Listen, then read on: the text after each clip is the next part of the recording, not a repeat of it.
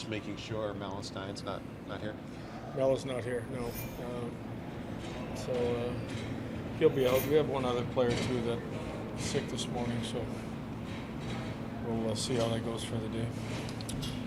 How have you thought Cozens on that line, centering Thompson and Zucker? How do you think that's going with Dylan in the middle there?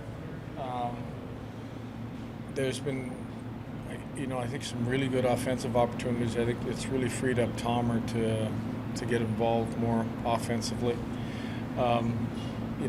Defensively, we've had a couple plays that we'd like to have back with that line. But overall, I think it's got the makings of it can be a real good line. You've been working a lot with Cozens, Thompson, a lot of those guys defensively this season. Is this just something, repetition, and they'll finally pick it up the way you want them to pick it up? I think that a lot of it is just reads. You make a decision what you're reading on the play. I think some of it, those reads could have been quicker. Some of it was, we didn't make the right choice. But every line will make a mistake during the game for sure. On a read or a situation. That's why every game there's 14, 15 scoring chances, and we're getting 15 to 20 because the other team's making the same mistakes. And can you make them pay? I look at what we're generating, what that line's generating, and what it's giving up. It's in the plus column, so that's a real good thing. Benson has a way of getting under opponents' skin. What element does that bring to a team when you have a guy like that who he can throw off their game a little bit with just the competitiveness and what he does around the net? Yeah, I think that, I think it a lot of times irritates the other team when a guy can be, probably his size and get around the front, and a guy that, a bigger guy usually doesn't want to take advantage of us because it's a smaller guy he's up against. I think there's a line that you have to stay along.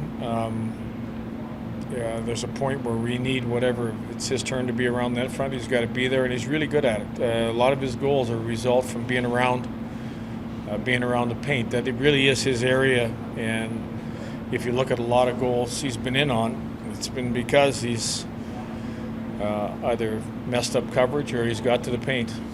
I know all these games are important. You're starting the second half of the season now, so you've got a long ways to go, but you have a lot of teams to get over, and this is one of them, the Ottawa Senators, you have to catch. Does it make it where you almost have to say to your players and yourself, we got to beat this team in regulation? I mean, we got to win, but we can't give them points either. We got to get them in regulation. No, for sure. It's what we talked about yesterday. It's a team that, has got to move up the ladder. These are teams you have to beat. You know how far they are ahead of you, and you know how much it means to win a game like tonight. It's been half a season now, Jason Zucker, and with the Sabres, how would you summarize his impact on and off the ice with this team? His impact has been, just number-wise has been great. I think how he's fit in with the group and his leadership away from the ice has been excellent. And he's a guy that a lot of the guys look to when there's opportunities to discuss how play or how the games have gone. It was a while ago, but you had a good game against Ottawa when they were in your building. What do you remember from it that you were able to play so well? I thought how quick we played. I thought the attack inside the game. I think their game right now is better than it was back then. Our game, I think we've got our game in a good place. I really think that we need to take advantage of some of the offensive opportunities we produced, some of the odd-numbered rushes we produced in the game that we let get away from us last game. So I'm looking for a real tough contest tonight. Thanks.